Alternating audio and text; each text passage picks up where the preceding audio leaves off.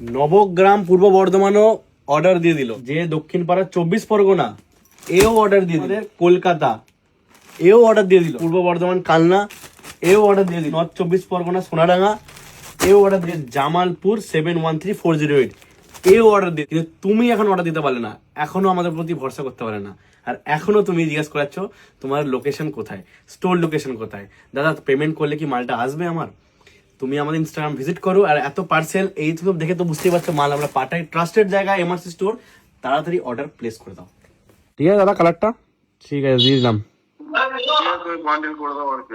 ঠিক আছে, আজকে এই 2 বান্ডিল ব্যাগ এসছে, সব পার্সেল যাবে। দেখ ফার্স্ট তোদের বলেছি, ঠিক আছে তোরা কি করবি দেখে দেখে যা।